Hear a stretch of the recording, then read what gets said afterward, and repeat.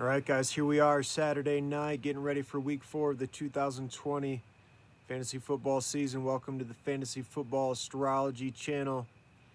Wanted to throw out the last minute ads. We've got a lot of injuries going on this week. We've got the COVID situation going on this week. We've already had the Steelers and Titans move to another week. Is that going to happen with the Chiefs and the Patriots? We don't suspect that's going to be the case. We have a Monday night game riddled with injuries with the Falcons and the Packers taking each other on, so we want to look at our options there. I've even heard the Saints and the Lions game might get canceled. So with that in mind, I'm going to shoot out to you guys my top 5-ish kind of last minute ads. There's still a lot of great moves that we can make on the waivers. I'm going to use my league's waiver list to determine who's still available. So this isn't a full, accurate list of what's going on here. But keep that in mind. This is from my league. Who's still available, and just this will help you guys just kind of think about different names and think about different options and what might work for you. So here we go. Without further ado, number 1 on the list is Andy Isabella. Okay, this is not an astrology play. Andy Isabella does not have good astrology with Kyler Murray. This is purely a Hopkins. He'll probably tough through it. He usually does, but he was probably going to be hobbled. If Christian Kirk is out this week, okay, Andy Isabella, great play to supplement any of whoever may be injured, okay? Once again, he's not an astrology, he's a Scorpio. Kyler Murray's a Leo, and so it's not the astrology here that we're looking at for Andy Isabella, but it is opportunity, and the guy runs like the wind, so he's always an exciting player. He could always break off a big chunker. In fact, he caught 2 touchdowns last week, was encouraging because I don't think he's really deemed as a red zone guy, but at any rate, Andy Isabella, my number 1 pick to supplement your roster this week. Okay. Cole Beasley is another really good ad this week. If you look, he's averaging 76 yards a game. That's a pretty nice floor. And his astrology is, it's not really there. He's a earlier Taurus, and Josh Allen is a later Taurus. So as I said, in astrology, you always want the quarterback. He's always going to move towards what's most closely in front of him. So Cole Beasley is behind him. So once again, this isn't an astrology ad. This is an opportunity ad. This is a consistency type of thing that Cole Beasley has shown us. And he hasn't found pay dirt yet this year. So I kind of like that. You know, he's going to find pay dirt eventually. Is it going to be this game? Well, pick him up and keep your fingers crossed. Okay. Next ad, Greg Ward. You know, I'm sure you guys have heard about Greg Ward. Philadelphia doesn't have any options left.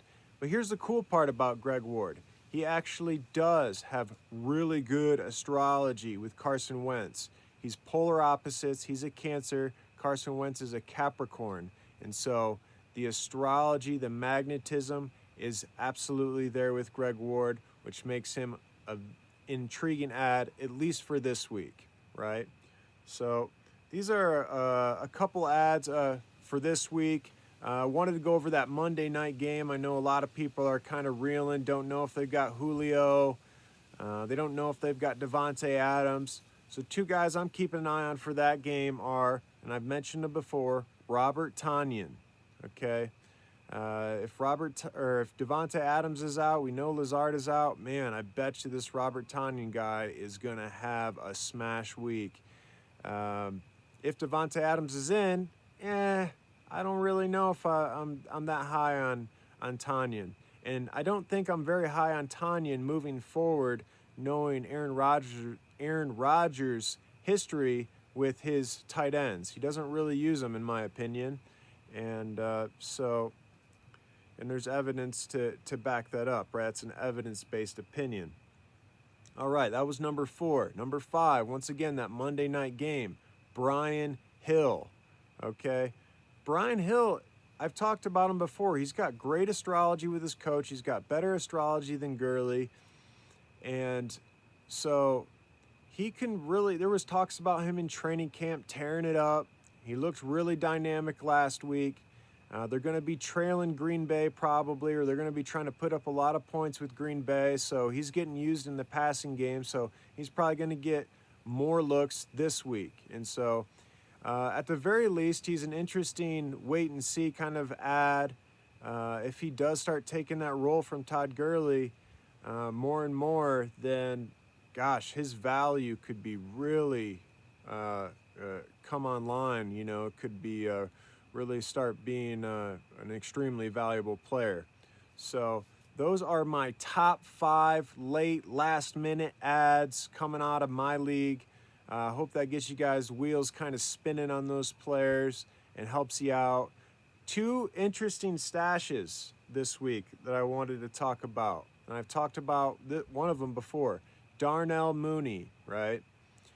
He's getting about equal play time as Anthony Miller right now, and he's only, it's only been 3 weeks into the season, so he's really trending upward as taking over that second spot as the number 2 wide receiver in that Chicago offense that I feel is going to be much more, how do I say, it's going to be more active, it's going to be more efficient with Nick Foles under the center. And so if you haven't seen that video, I go into all the Chicago offense and I talk about it. And Darnell Mooney, he's got great astrology with his coach. He's got great astrology with Foles, more so than Anthony Miller. So he's a nice stash, wait and see kind of a thing. I don't know if we can trust him this week, but he's an emerging prospect, okay? And final stash, I think I'm going to title the video after this guy. I'm really excited about this player.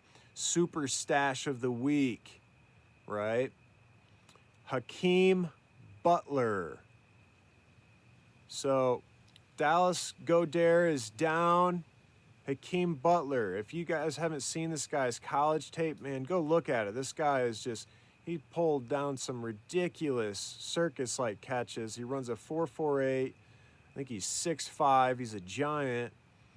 And the guy runs like the wind. He can make some circus catches, although he has had problems with drops as well. But I think he was a high pick for the Cardinals. I want to say 2nd, 3rd round, something like that. And now he's with the Philadelphia Eagles. They're talking about using him as the tight end. Seems to me that Carson Wentz prefers those big targets. So then you look at his astrology, and then it gets really interesting because he is a Taurus. That is an A+ chemistry in astrology. So if he gets on the field, I would not be surprised to see these guys really get it going. He's going to be a wonderful red zone target and all the above.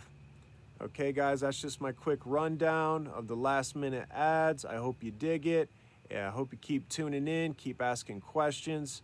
And all the best to you guys.